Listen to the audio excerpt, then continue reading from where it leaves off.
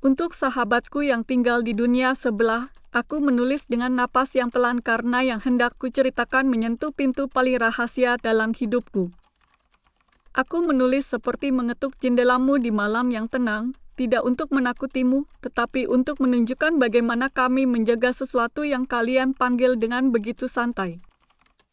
Di tempatku, namaku bukan sekadar panggilan melainkan kunci yang membuka hak akses dan kepercayaan. Kami menyebutnya nama sejati, dan setiap hurufnya adalah janji yang harus dijaga. Ketika aku menulis kepadamu, aku tidak memakai nama sejatiku, aku memakai alias yang kuganti secara berkala, seperti mantel yang diganti saat musim berubah. Kau mungkin bertanya, bagaimana kami saling mengenal jika nama adalah kunci yang tak boleh diucap sembarangan?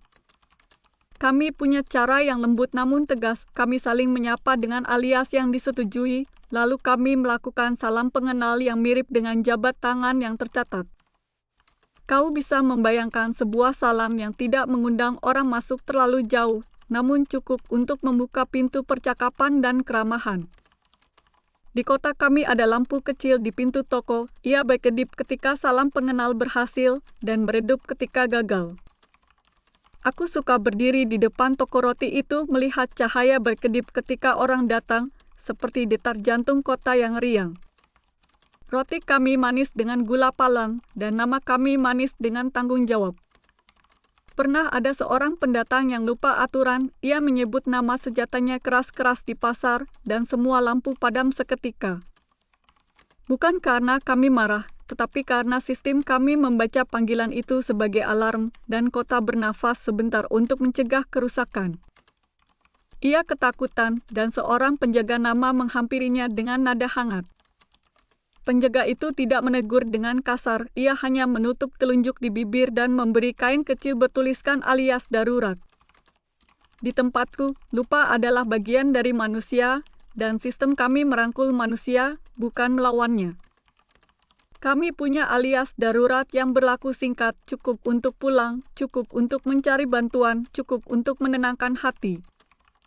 Keesokan harinya penjaga itu mengantar pendatang tersebut ke rumah nama, sebuah tempat yang sunyi di ujung taman kota. Di sana ada ruang yang wangi kayu dan suara air yang menetes dan orang-orang berkata dengan suara yang rendah. Upacara perbaikan tidak megah, tetapi hikmat, seperti seseorang yang menata kembali foto-foto keluarga di dinding. Pendatang itu belajar bahwa nama bukan hanya tanda, melainkan pintu yang menuntut kesadaran setiap kali kita memegang gagangnya. Aku pernah juga bodoh di masa kecil, aku ingin tahu seperti apa rasanya memanggil diriku sendiri tanpa persiapan. Ibuku menutup telingaku dengan dua telapak tangan yang hangat dan berkata bahwa panggilan tanpa tujuan bisa mengundang angin yang salah. Sejak itu aku menganggap nama seperti api kecil di telapak, ia menghangatkan, tetapi bisa melukai jika tak dijaga. Kau mungkin bertanya, bagaimana kami mencintai dalam dunia seperti ini? Kau mungkin membayangkan cinta yang dingin dan penuh jarak, tetapi aku ingin menertawakan dugaan itu dengan lembut. Kami mencintai dengan kedalaman yang aneh, karena kepercayaan kami dapat diukur melalui bagian kecil dari panggilan yang kami bagi. Cinta di sini sering dimulai dengan sebuah lagu pendek, bukan lagu romantis yang berlebihan, melainkan irama yang menandai ritme napas kami. Kami berbagi irama itu ketika kami yakin, lalu kami simpan potongan irama itu di tempat yang hanya bisa dijangkau jika kami berdua hadir. Kau menyebutnya multisik di dunia kalian, kami menyebutnya janji dua tangan. Ketika kami bertengkar, irama itu tetap aman karena kunci tidak pernah berdiri sendiri. Pernah ada sahabatku yang hendak menikah, ia datang padaku dengan wajah bersemu, ia meminta aku menjadi saksi irama mereka. Kami berdiri di aula kecil dengan dinding putih, dan di depan kami ada alat yang menangkap denyut suara tipis. Mereka berdua menyanyikan irama yang sederhana, seperti memanggil burung di halaman, dan alat itu menyatukan dua denyut menjadi satu berkas izin. Mereka tidak mengucap nama sejati satu sama lain, mereka hanya menukar cara mengetuk pintu yang paling aman. Malam itu kami makan puding santan, dan aku ingat rasanya halus seperti kata-kata yang tidak melukai. Kau mungkin bertanya, apakah tidak ada kejahatan di tengah semua kehati-hatian ini? Ada, tentu ada, dan kejahatan paling populer adalah pencurian bunyi.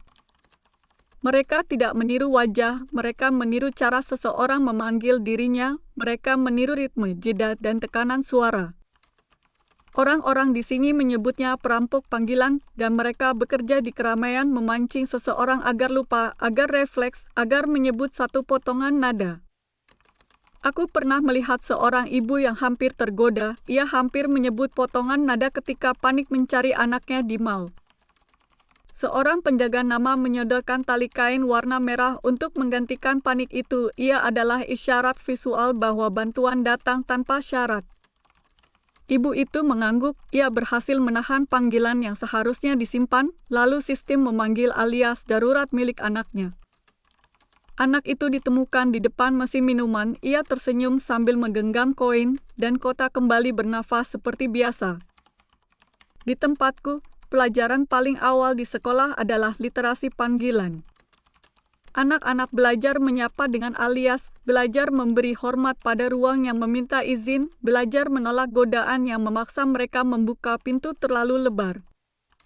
Kami tidak membuat anak-anak takut, kami membuat mereka terampil, seperti mengajari mereka cara berenang di sungai yang tenang namun dalam. Para guru menyebut 3 prinsip yang kami ulang-ulang, hemat menyebut, adil memberi akses, dan bertanggung jawab atas panggilan. Di kelas sastra, kami menulis puisi alias kami tidak menyebut nama sejati, tetapi kami merayakan cara orang bergerak di dunia. Sebuah alias bisa menjadi karya seni yang ringkas, bisa menjadi wewangian dari seseorang yang kita hormati. Kau akan menyukai festival orkestra alias kami yang diadakan tiap awal musim. Di lapangan kota, ribuan orang menyalakan alat suara kecil yang diatur untuk tidak menyentuh nama sejati, hanya menampilkan warna alias. Suara-suara itu berlapis seperti kain tenun, dan aku selalu menangis sedikit ketika mendengarnya. Ada bagian yang sunyi di tengah komposisi, seperti jeda bagi orang-orang yang sedang ragu. Kami percaya bahwa ragu adalah ruang aman untuk tidak menyebut apapun. Kau mungkin tertawa, tetapi ragu yang aman membuat kami lebih berani di hari berikutnya. Dalam urusan hukum, kami punya notaris panggilan yang memastikan akses tertulis tidak melampaui keperluan. Mereka membaca kontrak dengan teliti, mereka menandai pintu yang boleh dibuka sekali, 2 kali, atau tidak sama sekali. Ada istilah burn under name ketika nama sejati harus dimatikan dan diganti, dan prosedur ini mahal seperti memindahkan rumah. Namun ada koperasi nama, tempat orang biasa menyimpan cadangan izin dan mendapatkan bantuan saat musibah. Aku menjadi relawan di koperasi itu pada hari Sabtu. Aku menata arsip izin yang rapi seperti laci-laci di dapur. Sering kali orang datang dengan mata bengkak, mereka takut kunci mereka sudah setengah terbuka. Kami tidak menghakimi, kami duduk, kami membuat teh, kami mengatur ulang pintu-pintu izin, dan kami berikan alias sementara yang membantu mereka tidur malam itu. Pernah datang seorang penyair, ia merasa karya lamanya seolah milik orang lain karena nama lamanya telah terbakar. Ia takut dunia melupakannya, padahal yang berubah hanya pintu bukan isi rumah. Kami membantunya menautkan hak cipta melalui jalur yang netral, bukan pada nama sejati yang lama, melainkan pada sidik karya yang terus ia hasilkan. Beberapa bulan kemudian ia membaca puisinya di festival, dan aku melihat senyumnya kembali, seperti lampu yang dinyalakan dari dalam. Mungkin kau penasaran, seperti apa rasanya memanggil kekasih ketika kami tidak menyebut nama sejati. Kami memanggil dengan cara yang sederhana, dengan tatapan yang diakui oleh alat kecil yang kami simpan di saku. Ketika 2 tatapan bertemu, perangkat itu memperdengarkan bunyi pendek yang membuat kami tertawa. Bunyi itu seperti menepuk bahu berkata bahwa panggilan aman dan tepat dan bahwa pintu yang dibuka hanya ruang yang kami setujui. Aku pernah berpisah dengan seseorang yang kucintai, bukan karena kami tidak saling percaya, melainkan karena kami percaya pada batas. Kami menutup kembali pintu yang pernah kami buka, dan kami melakukannya dengan upacara yang tenang di tepi sungai. Di sana kami berdiri, kami mengucap maaf tanpa menyebut nama, dan kami mengembalikan kunci yang pernah kami simpan pada satu sama lain. Kami pulang dengan langkah ringan, bukan karena tidak sedih, tetapi karena duka kami tidak merusak rumah kami.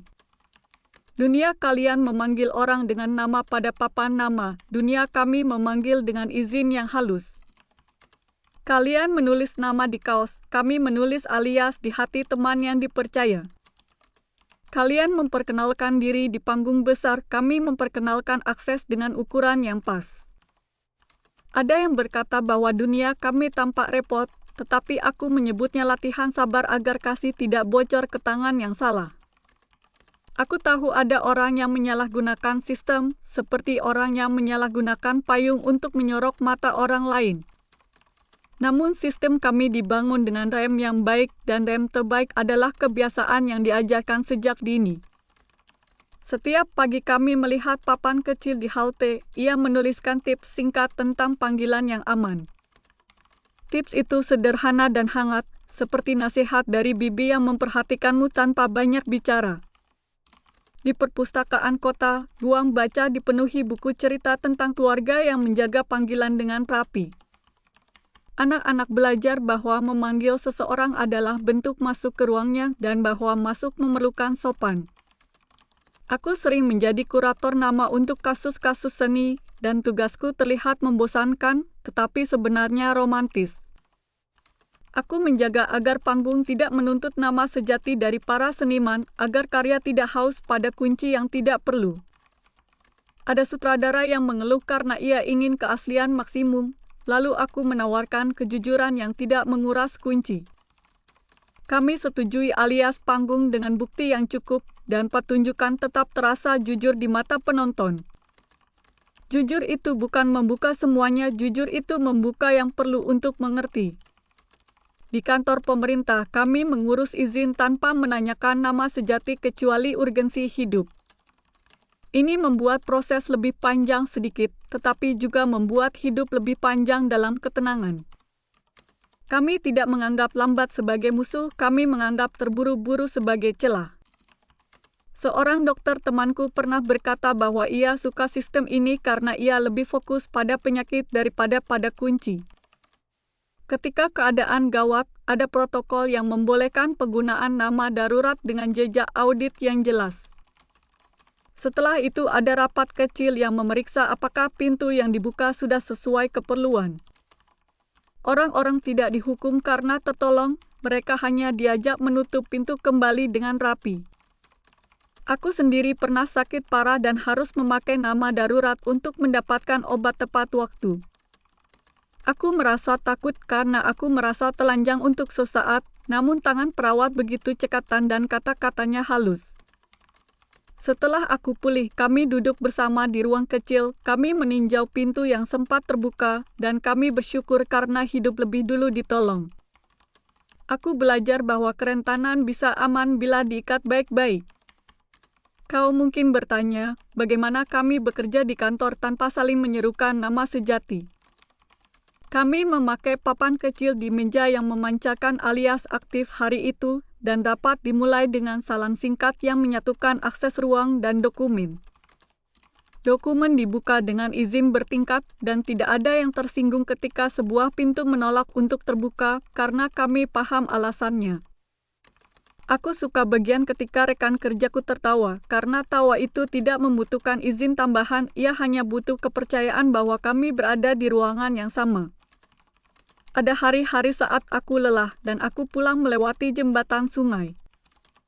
Di tengah jembatan ada papan kecil yang mengingatkan kami untuk pulang dengan alias yang berbeda dari yang dipakai bekerja. Itu seperti melepas sepatu kerja dan memakai sandal rumah, sederhana tetapi mengubah cara kita melangkah. Di rumah, aku menyimpan gulungan kecil yang berisi puisi alias yang kutulis sendiri. Aku menuliskan diriku dalam kata-kata yang tidak membuka pintu terlalu lebar, namun cukup untuk mengundang senyum. Kadang aku mengirimkan sebaris puisi itu pada teman yang sedang sedih, dan ia membalas dengan sebaris puisi miliknya. Surat-surat kami tidak pernah menyebut nama sejati, tetapi anehnya, terasa lebih dekat dari panggilan keras di jalan. Ada tetangga yang suka berkebun, ia menamai tanaman-tanamannya dengan alias yang lucu. Ia mengajarkan anak-anak di kompleks bahwa memanggil tanaman pun perlu kelembutan. Ia berkata bahwa setiap yang hidup merespon panggilan, dan panggilan adalah bagian dari air yang kita tuangkan. Kau mungkin rindu kebebasan memanggil dengan mudah, tetapi aku mengundangmu untuk mencicipi kebebasan yang terarah. Kebebasan kami tidak liar, tetapi luas, seperti padang rumput yang dibatasi oleh sungai yang jernih. Kami berlari sejauh mungkin selama kami tidak menenggelamkan diri dalam arus yang tidak perlu. Aku tahu di duniamu ada hal-hal yang membuat kalian cemas tentang identitas dan aku tidak ingin menggurui. Aku hanya ingin mempersembahkan cerita agar kau mempertimbangkan cara lain memegang kunci. Suatu ketika aku menjadi saksi di pengadilan panggilan untuk seorang musisi yang kehilangan sebagian akses ke arsipnya. Tim pembela menunjukkan bahwa akses yang hilang adalah akibat pintu yang dulu dibuka terlalu luas oleh manajer, bukan oleh musisi itu sendiri. Hakim kami bijaksana, ia memutuskan untuk mengikat ulang hak akses pada sidik karya, bukan pada pintu lama. Keputusan itu membuat banyak orang menangis lega karena ada harapan pulang ke rumah yang benar. Kami punya perangkat kecil di kantong yang berbunyi ketika seseorang mencoba menirukan irama panggilan kami. Bunyi itu tidak keras, ia hanya menggelitik telinga, tetapi cukup untuk menunda refleks menyebut. Penundaan itu berharga karena disitulah kebijaksanaan sempat duduk. Di sekolah menengah ada kelas khusus yang mengajarkan cara meminta izin dengan sopan. Anak-anak belajar menyusun pertanyaan yang tidak menekan dan belajar menerima jawaban tidak dengan kepala menunduk tetapi dengan senyum. Kami percaya bahwa tidak adalah pelindung dari ya yang bernilai. Ada keluarga yang memegang tradisi menyampaikan ucapan selamat ulang tahun tanpa menyebut nama sejati. Mereka menyanyikan baris-baris kecil tentang hal yang disukai anak itu. Anak itu tahu dirinya dikenali tanpa pintu-pintu rumah dibuka dan itu membuatnya tidur nyenyak. Di kota kami juga ada pasar malam yang mengharuskan pengunjung memakai alias khusus yang berlaku 3 jam. Lampu-lampu berwarna menunjukkan zona belanja, zona permainan, dan zona percakapan. Alih-alih menuliskan nama di tiket, kami menempelkan izin pada gelang kain yang harum. Ketika gelang dilepas, seluruh izin pasar malam padam, seperti bintang yang kembali ke langit. Kau mungkin bertanya tentang doa karena di banyak tempat doa menyebut nama. Di tempatku, doa adalah bisikan yang diarahkan pada kebaikan yang luas, bukan pada kunci yang spesifik. Kami percaya bahwa kebaikan tidak memerlukan alamat rinci untuk menemukan jalan. Ada rumah kecil di bukit tempat orang belajar menenangkan suara mereka agar panggilan yang lahir dari takut tidak memecahkan gelas. Aku pernah menginap di sana semalam dan aku pulang dengan langkah yang lebih pelan. Pelan bukan berarti lambat, pelan berarti sadar. Pada hari-hari tertentu aku menulis surat seperti ini kepada orang yang tidak kusebut namanya. Aku menulis kepadamu, sahabatku di dunia sebelah, karena aku ingin menunjukkan bahwa keakraban bisa tumbuh tanpa menyentuh pintu yang paling dalam. Aku ingin mengajakmu membayangkan bagaimana rasanya jika suatu hari kalian menata ulang cara memanggil. Mungkin kalian tidak akan menyalin sistem kami dan itu tidak masalah. Yang penting adalah pertanyaan yang tumbuh di kepalamu, apakah selama ini kau membuka pintu yang tepat kepada orang yang tepat? Pertanyaan itu akan menuntunmu pada cara yang lebih lembut untuk hidup. Aku juga tidak sempurna. Aku pernah tergesa memanggil seseorang terlalu dekat dan aku belajar dari itu. Aku meminta maaf dan menutup pintu yang tidak perlu dan hubungan kami menjadi lebih jernih. Di kantorku, kami menerapkan audit kecil setelah proyek selesai, bukan untuk mencari salah, tetapi untuk melihat pintu mana yang bisa diperkecil. Setiap kali ukuran pintu diperkecil, kami merasakan ruangan menjadi hangat. Hangat karena kami tahu apa yang kami bagi adalah tepat guna. Ketika aku berjalan pulang malam ini, aku melewati mural yang menggambar seseorang memanggil bayangannya sendiri. Di bawahnya ada tulisan yang sederhana, panggil dirimu dengan hormat. Aku berhenti cukup lama untuk membaca ulang tulisan itu. Lalu aku tertawa kecil dan menepuk dadaku karena aku tahu aku juga butuh diingatkan. Kau ingin tahu rahasia kecilku? Kadang aku menulis surat seperti ini lalu kubiarkan di laci selama beberapa hari. Aku membacanya lagi untuk memastikan bahwa tidak ada pintu yang kubuka terlalu lebar saat aku lelah. Malam ini aku merasa cukup tenang untuk mengirimkannya kepadamu. Aku percaya kau akan membacanya dengan hati-hati yang sama. Jika kelak kau datang ke kotaku, aku tidak akan menanyakan namamu, aku akan menanyakan apakah kau ingin berjalan di tepi sungai. Di sana angin lembut dan tidak ada yang meminta izin selain daun-daun yang bergesekan. Kita bisa bercerita tentang makanan yang kau suka, tentang buku yang membuatmu tidur lebih cepat, tentang orang yang membuatmu tertawa. Jika suatu saat kau ingin bertanya sesuatu yang sulit, aku akan memegang pergelangan tanganmu sebentar dan berkata bahwa tidak apa-apa menunda jawaban. Menunda adalah sahabat dari keputusan yang baik. Aku berharap surat ini memberi rasa aman untuk memikirkan hal-hal yang biasanya kau lewatkan. Aku berharap kau menutup beberapa pintu yang mengurasmu agar kau punya tenaga membuka jendela yang memberi cahaya. Aku berharap ketika kau menyebut dirimu sendiri, kau melakukannya dengan lembut. Aku ingin bercerita satu hal terakhir sebelum aku menutup surat ini. Ini tentang seorang anak yang takut pada ujian literasi panggilan. Ia takut salah, ia takut memalukan orang tuanya, ia takut dianggap ceroboh. Guru kami berkata bahwa nilai tidak sekuat niat, dan ia mengizinkan anak itu mempraktikkan salam pengenal di taman selama matahari sore. Anak itu belajar mengukur jarak dengan langkah yang riang, dan malamnya ia tertidur tanpa mimpi yang mengejar. Keesokan harinya ia lulus dengan baik bukan karena ia lebih pintar, melainkan karena ia lebih tenang. Kadang ketenangan adalah kunci yang paling kuat. Aku menutup surat ini dengan rasa hangat yang sederhana, seperti secangkir teh yang tidak terlalu manis. Untuk sahabatku di dunia sebelah, terima kasih karena membaca dengan perhatian yang tidak pelit. Jika ada pertanyaan yang tumbuh, biarkan ia tinggal semalam dan lihat bentuknya besok. Jika bentuknya lembut, peluklah. Jika bentuknya tajam, letakkan dulu di meja. Aku akan menulis lagi kapan-kapan, mungkin tentang orkestra alias yang akan datang bulan depan. Musiknya selalu membuatku merasa bahwa kota kami menyanyikan nama tanpa menyebutnya. Itu terdengar aneh, tetapi kau akan mengerti jika berdiri di lapangan pada malam itu. Sementara itu, izinkan aku mendoakan perjalananmu yang aman. Aku tidak menyebut namamu, tetapi aku memanggil keberanianmu. Aku memanggil kesabaranmu. Aku memanggil rasa ingin tahumu. Semoga pintu-pintu yang tidak perlu menutup sendiri dan pintu yang penting terbuka tepat waktu. Surat ini berakhir, tetapi percakapan tidak berhenti. Kau bisa menulis balasan dalam bentuk apa saja, bahkan dalam diam yang lama. Diam juga bahasa dan kami mengerti itu. Salam hangat dari kejauhan yang sebenarnya dekat karena kedekatan adalah cara memanggil yang tepat. Sampai jumpa di pesan berikutnya yang mungkin hadir ketika lampu jendela rumahmu baru saja dinyalakan.